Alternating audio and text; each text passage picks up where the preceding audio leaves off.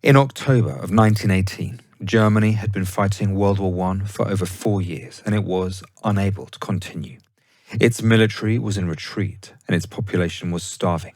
It was in a state of total collapse. With defeat staring them in the face, the Germans recognized that they needed to come to the negotiating table. Eventually, on November the 7th, they requested a ceasefire, and 4 days later it was signed. World War I was over. It would be easy to think that the defeat of Germany was inevitable, that it never had a chance. Surely the combined forces of Britain, France, Russia, and Italy were always going to overwhelm this one nation and its useless allies. In my view, that is definitely not the case. In fact, there were moments where Germany came very close to victory. I actually think it's very easy to imagine a scenario in which they might have won. That then begs the question, what would have happened if they did? If the Germans had won the war and been able to dictate the terms of the peace, what would they have done? Would they have behaved like they did when they defeated France 40 years earlier in the Franco Prussian War? At the end of that war, the Germans actually imposed pretty moderate terms on the French. They weren't nearly as aggressive as they might have been. Or would the Germans have behaved like they did under Hitler, annexing huge swathes of Europe and enacting genocide on their subjects?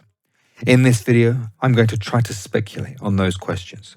Of course, we can never know for sure, but what we can do is look at what they were saying they wanted to do, and some of that is extremely interesting. First though, let's have an overview of what actually happened, the story of Germany in the First World War. Before that, I'd like to thank the sponsor of today's video, Strawberry.me. Strawberry.me is a platform that connects you with certified career coaches. They can advise you on all sorts of things related to your career, such as how to negotiate a promotion, whether you should change companies, or change your career entirely. When I tried it, I first had a short assessment to determine which coach would be the best fit for me. I ended up paired with Stan, who was very helpful. He talked to me about my goals for this YouTube channel, and we discussed some potential growth strategies. Stan had worked on other YouTube channels and was able to give me advice on what had worked for them. We also talked a bit about some of my goals aside from my career, such as how I can travel around Europe while still working as a digital nomad. I think this sort of life coaching is great for those that want to have someone to hold them accountable, to give them defined tasks to help them achieve their goals. Viewers of this channel can get a $50 credit by going to the URL strawberry.me/Henry.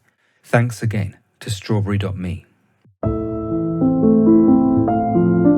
In June of 1914, Europe was at peace and war didn't seem to be on the horizon. There were tensions between the nations, but they'd just about been kept in check. Then, on the 28th of June, the heir to the Austro-Hungarian Empire was assassinated by a Serbian nationalist. That act of terrorism would end up triggering an astonishing escalation into what would become the biggest war the world had ever seen. Germany was one of the most important players in that escalation. It declared that it would support Austria whatever it chose to do in response to the assassination of their heir. Even when Austria declared war on Serbia, Germany continued to back it totally. Then Russia mobilized in support of Serbia, its ally. Germany saw that as an act of aggression, and on August 1st, 1914, it declared war on Russia. With Germany and Russia at war, another great power was drawn into the conflict, France. France was allied with Russia, and so 2 days later, Germany declared war on France. Germany didn't want to fight the war defensively.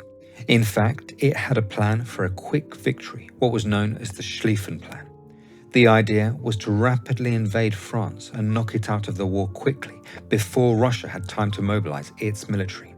To invade France, Germany wanted to go through Belgium, bypassing the heavily fortified French-German border. After German troops entered Belgium, Britain declared war on Germany. Just like that, Germany and Austria-Hungary found themselves fighting the combined forces of Britain, France, and Russia. Initially, the German invasion of France went well. Within a month, they were getting extremely close to Paris. It looked like the German plan was going to work perfectly and Germany would win a quick victory. Then, at the Battle of the Marne, only about 60 kilometers away from Paris, 1 million French troops were able to repel the German attack. The failure to take Paris was a disaster for the Germans, as it meant that their plan to avoid a two-front war had failed. Now they were going to have to fight in the east and the west at the same time. The fighting in France quickly became a stalemate. It devolved into brutal trench warfare, with both sides digging in to try to hold their ground. Meanwhile, in the east, Russia was ready for war much sooner than expected. They made the first move, trying to invade and take the German capital, which would force Germany to surrender. In August, Russian forces moved into East Prussia, but the offensive was a complete disaster. The Germans annihilated 2 Russian armies, pushing them back across the border. The Russians had made no progress and lost about 250,000 men. The Germans lost only 40,000. By the end of 1914, things were looking okay for Germany. They were fighting the two-front war which they had desperately wanted to avoid, but they were managing it. In fact, the next year they were able to go on the offensive against Russia. In May they launched a huge offensive with Austrian support and were able to break the Russian lines. The Russians were forced to withdraw a long way back, surrendering much of Eastern Europe.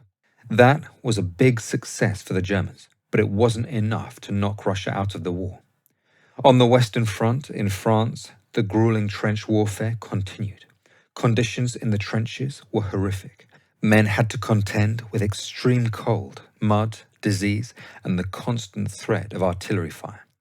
It was becoming clear that the war was going to be a war of attrition, and it would come down to which side exhausted its men and resources first. That wouldn't favour Germany. It had a smaller population than its combined enemies, and it was also subject to a crippling blockade by the British. Its imports were severely restricted, leading to shortages at home. Although the German military was the best of any nation, in such a war of attrition, Germany might fail sooner than its enemies. 1916 wouldn't turn out to be particularly successful for the Germans. The Western Front saw some of the most famous battles of the war, such as Verdun and the Somme, but neither side was able to make much progress. On the Eastern Front, Russia launched a huge offensive against Austria-Hungary and actually came very close to knocking them out of the war. With Austria-Hungary on the verge of collapse, Germany was forced to send desperately needed resources and men to support them. By now, the situation within Germany itself was getting extremely bad. The British naval blockade, combined with a poor potato harvest, meant that there was a severe shortage of food. In desperation, the government gave people turnips to eat, a vegetable usually reserved for animal feed. Malnutrition became widespread, particularly among the working class and children. That led to diseases like tuberculosis and rickets. Public morale plummeted as people grew wary of both the endless war and the hunger that accompanied it. At the beginning of the war, there had been strong patriotic support for the war effort, but that had diminished significantly. By 1917, civilian morale was at an all-time low, and the population's patience for the war was wearing thin. Strikes and protests broke out across German cities. In April, more than 200,000 workers walked off the job in Berlin alone, demanding peace, better wages, and food. The government cracked down hard, but they were unable to fully contain the crisis.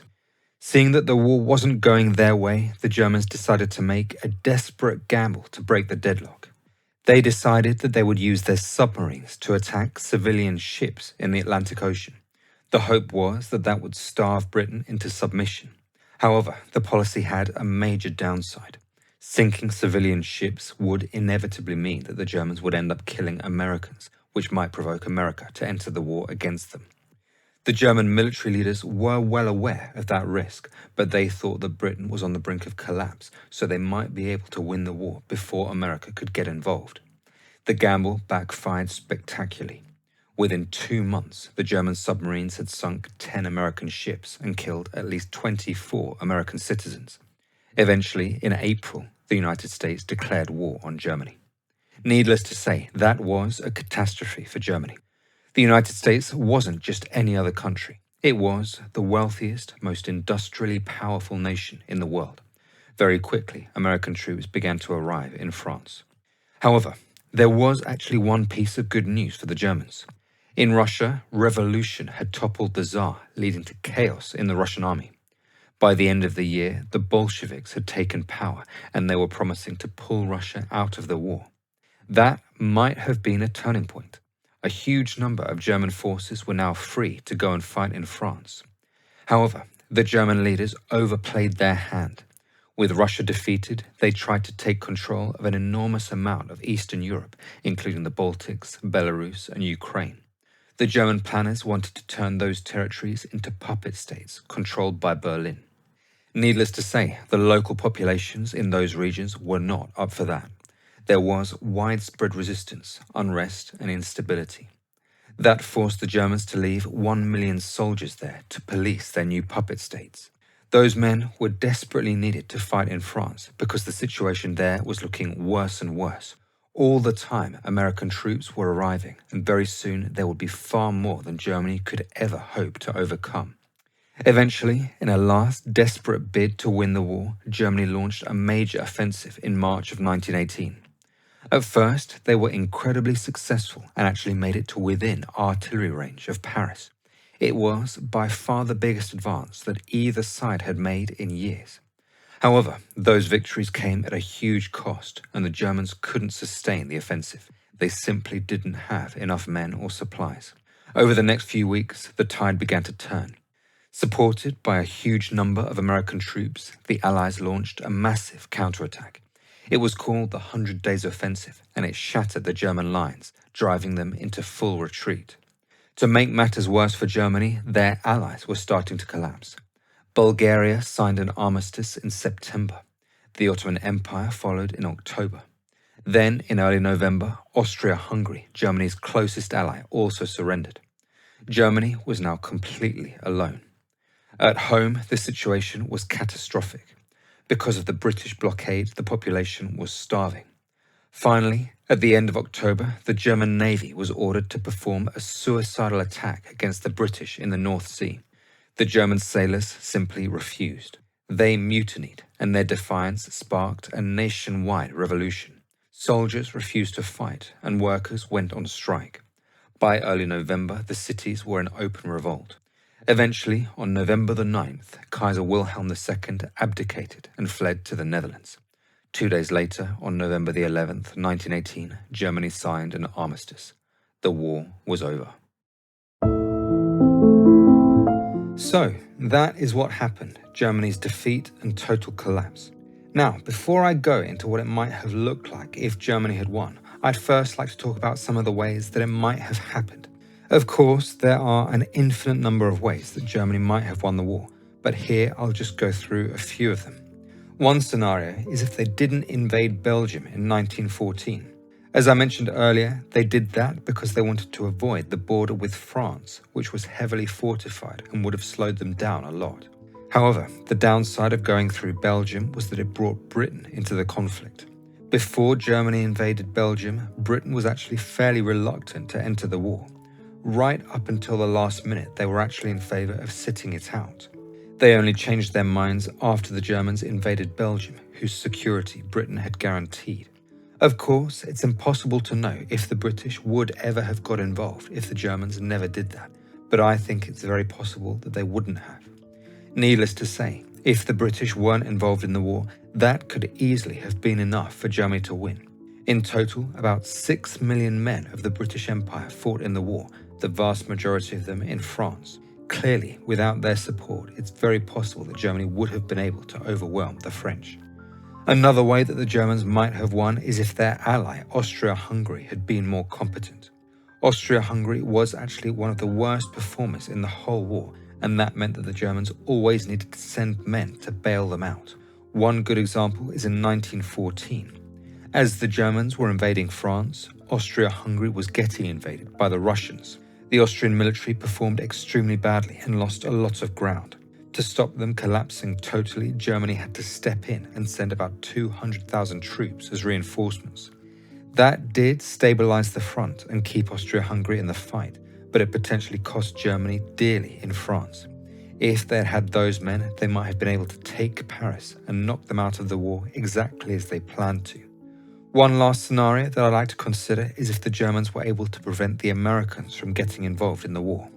Perhaps the most obvious way that they might have been able to do that is to not use their submarines to attack civilian ships in the Atlantic.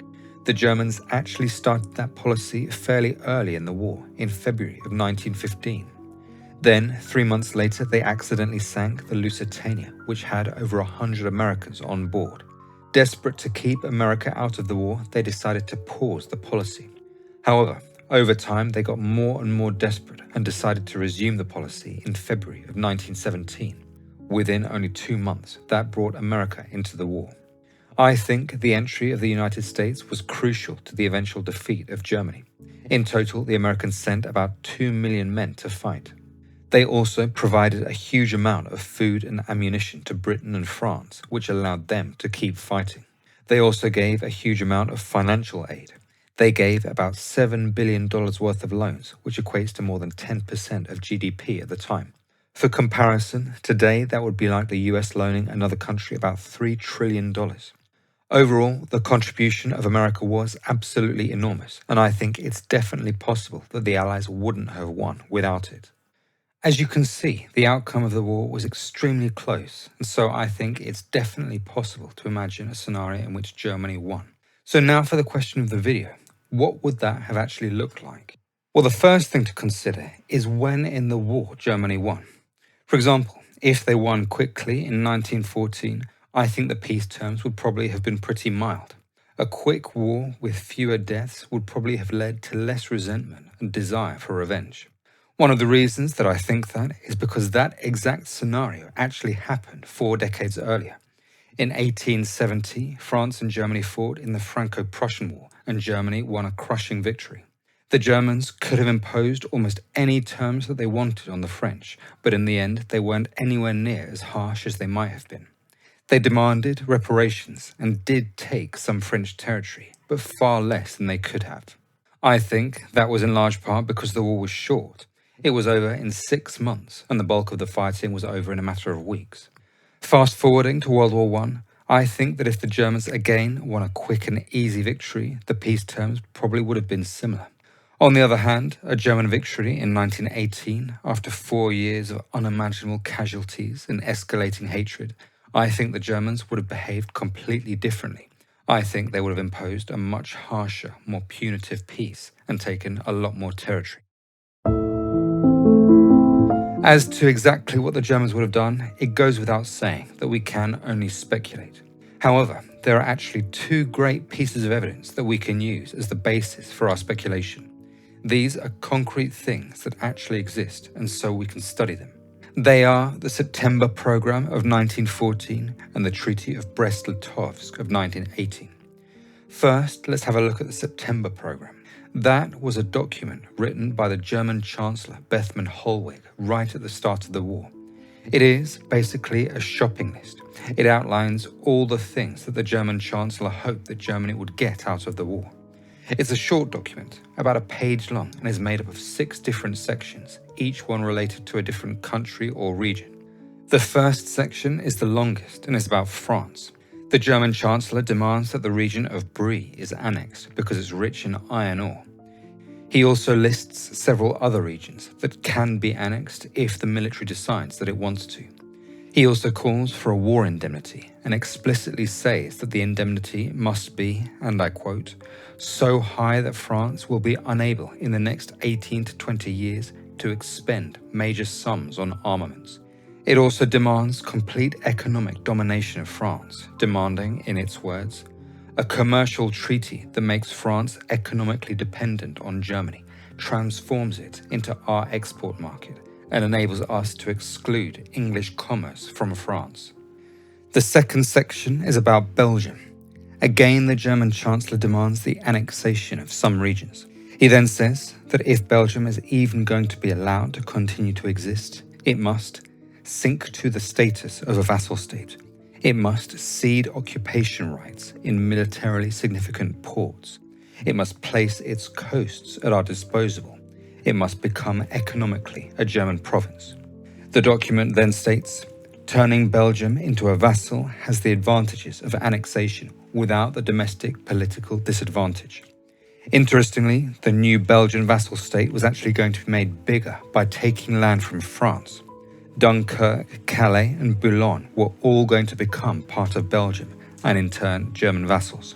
The rest of the document isn't so long and in-depth, but it still makes some big demands. Luxembourg was to be annexed, and Holland brought more under Germany's sphere of influence. The German Chancellor called for the creation of a common trading area, which would, quote-unquote, stabilize Germany's economic predominance in Central Europe. Interestingly, the document doesn't say much about Africa or Eastern Europe, but just says that those plans will be made later. As you can see, the German Chancellor did absolutely want Germany to totally dominate Europe, but that said, it's not as aggressive as it might have been. Now, we do need to take the document with a grain of salt. It was just an internal memo, it wasn't official policy. It was never seen by the public, and we don't even know how many German politicians saw it or what they thought of it. That said, I think that the other German leaders were probably thinking along similar lines. The other key piece of evidence that we can examine closely is the Treaty of Brest-Litovsk of 1918. Because Germany lost the war in the end, it's very easy to forget that they did actually win the war on the Eastern Front. Russia had its revolution and then collapsed, forcing it to enter into negotiations with the Germans. To say that the Germans were aggressive in their stance is a huge understatement. In fact, when the two sides met, the Russian delegation was shocked by how much they were demanding. They were initially reluctant, but then the Germans threatened to invade, and so they gave in. Under the deal, Russia had to give up all its claims to an enormous amount of territory. It lost Finland, Estonia, Latvia, Lithuania, Poland, Ukraine, and most of Belarus. For centuries, those regions had been part of the Russian Empire, but under the treaty, Russia wasn't allowed to be involved in their internal politics in any way. In the words of the treaty, Russia must refrain from all interference in the internal relations of those territories. Germany and Austria-Hungary will determine the future status of these territories in agreement with their population. With that, Germany was now in control of a huge amount of Eastern Europe, and it planned to extract as much as it could out of those regions. It wanted to totally dominate them, to make them effectively colonies that it ruled as an empire. A good example of that is how it treated Ukraine. There, German troops occupied cities and took control of the railways and mines. A German office was set up in Kiev that controlled the country like a colonial administration. In the words of the German historian Fritz Fischer, the Germans had a permanent influence over the whole economic system, over Ukraine's customs, tariffs, loans, foreign trading, in short, over its entire economic policy. That enabled them not only to observe, but also to intervene actively, for example, in the setting up of banks or the building of ports. With that stranglehold over the country, Germany set about extracting from it as much as it could. It was actually mainly interested in food, as it had a severe shortage at the time and was struggling to feed its army and population. The Germans demanded that the Ukrainian government provide them with an enormous amount of food, including 1 million tons of grain, 200,000 cattle, and 500 million eggs. In fact, the Germans were so focused on getting as much food as possible that the agreement was nicknamed the Bread Peace. The German treatment of Ukraine was similar to how it treated the other nations that came under its control. Another good example is Romania. Romania wasn't a former part of the Russian Empire. It had been its own country and had joined the war in 1916 against Germany in Austria-Hungary. However, when Russia pulled out of the war, Romania was left fighting alone in the east, and so it had to surrender to the Germans.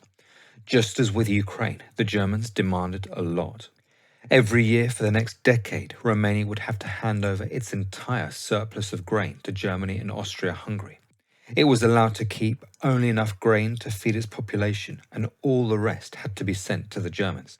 In fact, the treaty explicitly said that Romania couldn't export any grain to any other nation unless Germany and Austria-Hungary's needs had been completely satisfied. In some places, Germany's extreme demands actually led to significant human suffering. For example, in Moldavia, the shortages of food, fuel and medicine led to an epidemic of typhus, which killed about 80,000 people. As you can see, after they won on the Eastern Front, the Germans were extremely harsh to the populations there. They cared only about their own needs and were willing to cause a lot of suffering to the local people. So, with all that context out the way, now I'm going to speculate on what might have actually happened if the Germans had won. The specific scenario that I want to consider is one where Germany had been successful in their spring offensive of 1918. Just to remind you, at that point, things weren't looking good for the Germans. However, there was a glimmer of hope because Russia had just collapsed and pulled out of the war. That freed up about 700,000 German troops, which could be sent to France to try to break the stalemate there. It was Germany's last chance. If they were going to win, it had to be then, as huge numbers of American troops were arriving every day. The offensive was initially very successful, and the Germans actually made it about halfway to Paris. The hypothetical scenario that I want to consider is one where the Germans were able to continue their advance and force the French to collapse. If France was out of the war, it would have been almost impossible for Britain and America to continue, as the fighting was taking place on French soil. With that, Germany would have effectively won the war and would have become the undisputed master of Europe. So, the question is, what would they have done? First, I want to think about what the Germans would have done to Russia. Here, the most important question is what they would have done about the communist revolution. We can be absolutely certain that the Germans would not have been happy to see Russia become communist, as Germany actually had its own threat from communism. There were numerous communist groups in Germany, such as the Spartacus League or the German Workers' Association, and they were working tirelessly to bring about communism. The Spartacus League called for the overthrow of the monarchy and the establishment of a socialist republic. They tried to bring that about by distributing revolutionary pamphlets and organizing workers' strikes. Previously, those groups hadn't been much of a problem, but if Russia were allowed to become communist, they might become a much greater threat. Moscow would likely have given them money and weapons to try to bring the revolution to Germany. In fact, the communists in Russia openly talked about their desire for global revolution and wanted to do whatever they could to help bring it about. Even aside from the threat to Germany itself, there was also the possibility of a communist revolution in one of Germany's new colonies in Eastern Europe. That would have caused a huge amount of unrest, and it would, at the very least, have been a huge headache for the Germans. All in all, we can be sure that the Germans would not have been happy to see Russia become communist. But that still leaves the question, what exactly would they have done about it? Well, it's important to remember that after the Russian Revolution, the communists didn't actually have undisputed power for a long time. There was a grueling civil war that lasted about 2 years, and I think the Germans would likely have intervened in that civil war to ensure that the communists lost. Exactly what they would have had to do is impossible to say, but I think it might not have been that much. Potentially, it would have been enough just to send weapons and money to the coalition that was fighting the communists. If that didn't work, they would have had to send their own troops. That said, they wouldn't have been fighting a full-on war against Russia, but instead just trying to tip the balance in a civil war that was already very close. It's important to remember that initially the communists weren't actually very popular in Russia. Many Russians, perhaps even the majority of the population, were against them.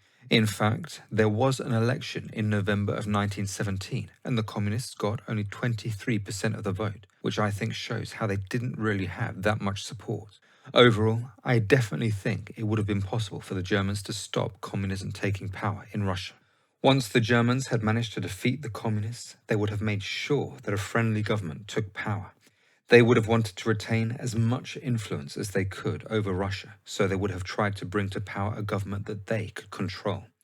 I think they would have also forced the new Russian government to sign a very extractive treaty like the one that Ukraine had to sign.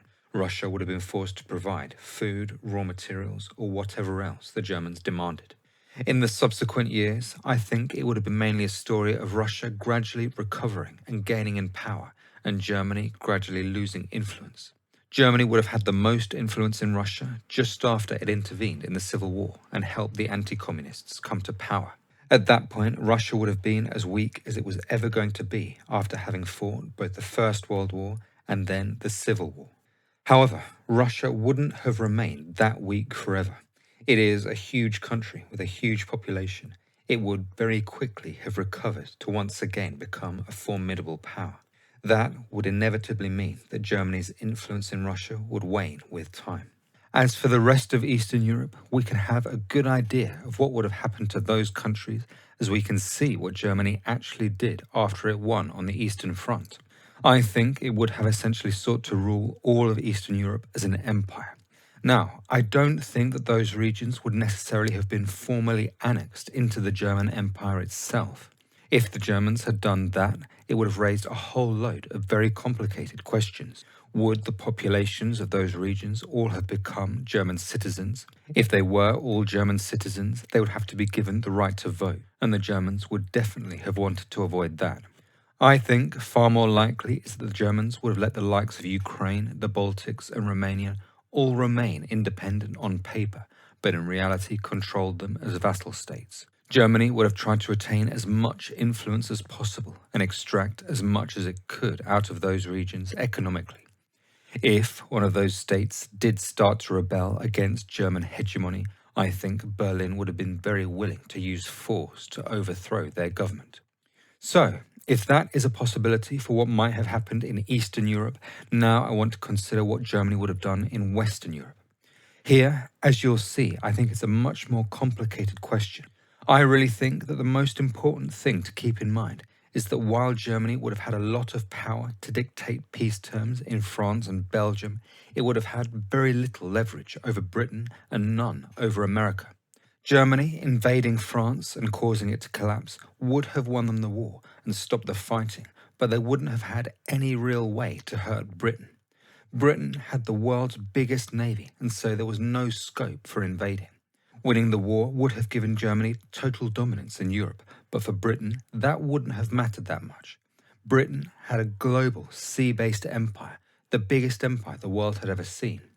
Germany, even with total domination of Europe, was never going to be in a position to challenge that. All that means that even if Germany defeated France, they wouldn't really have been able to dictate peace terms to Britain. In fact, Britain and America could theoretically have carried on fighting if they'd wanted to. The big result of that is that Britain and America would have had a lot of say in what happened to France. If Germany tried to treat France extremely badly, Britain and America might have refused to sign a peace deal. Britain could have continued its naval blockade. They could also have continued fighting Germany in the colonies. All in all, if Germany wanted a peace deal that included Britain and America, it needed to treat France in a way that was acceptable to them. The question then is, what would Britain and America have done? Would they have stuck by France and ensured that the Germans weren't too aggressive, or would they have simply abandoned her?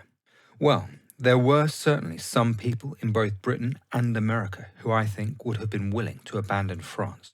In America, there was quite a strong isolationist movement. In fact, the president, Woodrow Wilson, had actually only one power because he'd been committed to not getting involved in the war.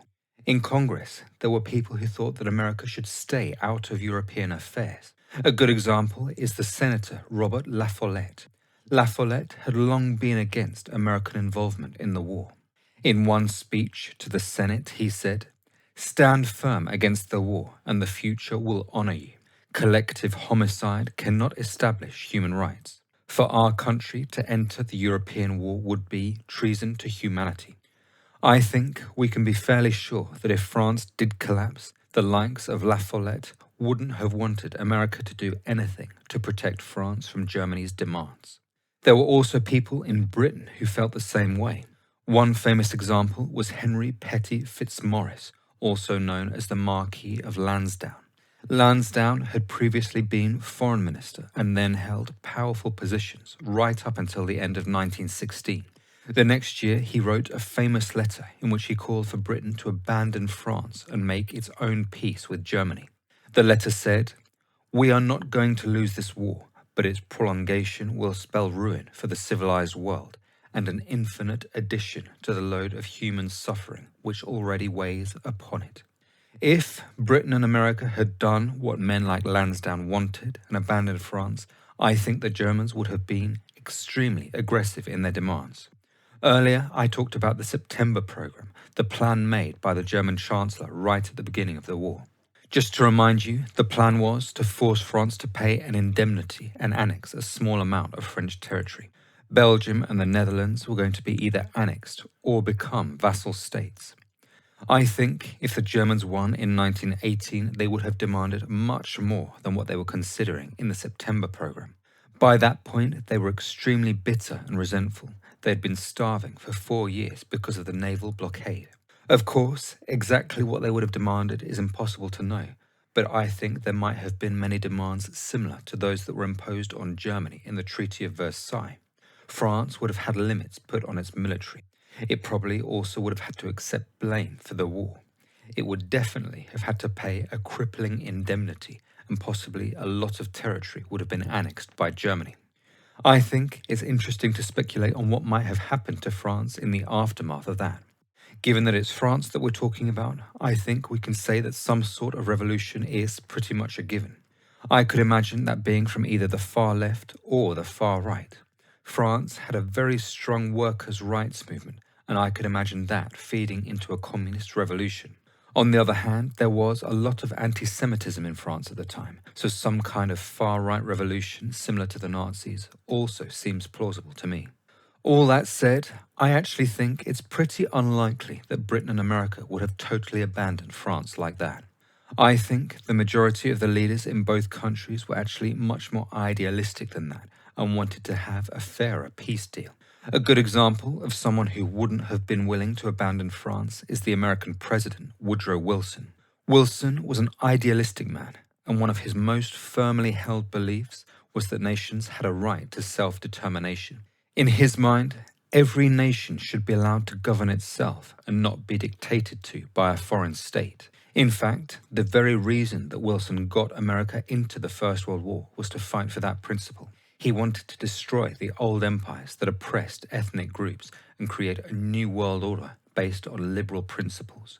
During a speech in the Congress in February of 1918, Wilson declared, "The United States entered this war because she was made a partner in the sufferings and indignities inflicted by the military masters of Germany against the peace and security of mankind." Given that America was led by such an idealistic man, I think it's very hard to imagine that they would have simply abandoned France to the predation of Germany. The same is true for Britain. The two major parties controlled almost all of the seats in Parliament, and both were very against signing a separate peace with Germany that didn't include France. So, if Britain and America did stand by France, what would that have meant for the peace treaty? Well, we can be certain that Germany would have been able to demand much less. Potentially, they wouldn't have been able to demand any reparations or annex any territory. It would all depend on how much Britain and America agreed to. It really would have all come down to those two deciding France's fate. I think before finishing, it's worth mentioning two other empires whose fates would have totally changed if Germany won the war: the Ottoman Empire and the Austro-Hungarian Empire. Those two empires both collapsed in the aftermath of World War I, but of course, if they'd won the war, they would have survived. That would have seen the world develop in a very, very different way. After all, it was the carving up of the Ottoman Empire that gave the Middle East the borders that it has today. If the Central Powers had won World War I, those borders would definitely be very different. Perhaps the world would have ended up with one Arab superstate, which many people at the time wanted. Similarly, a whole load of new nations came out of the fall of the Austro-Hungarian Empire. I do think that the Austro-Hungarian Empire would always have struggled to keep itself together in the long run. It was incredibly ethnically diverse, and many of those different ethnicities wanted to have their own nation. That said, if it did fragment, the process might have been slower and more gradual. Overall, the only thing that we can say with certainty is that if the Germans won the First World War, the world would look very, very different. While I think that the Germans would have been brutal, I don't think they would have been anywhere near as brutal as they were during World War II. Whatever peace treaty was agreed, I think it would very likely have been unstable. There would have been a huge amount of resentment around and an awful lot of unsettled scores. Perhaps then, even if the Germans did win the First World War, it would only have been a matter of time before a Second World War broke out. Thanks again to Strawberry.me. Connect with a certified coach and boost your career. Visit strawberry.me/Henry and start coaching with a $50 credit.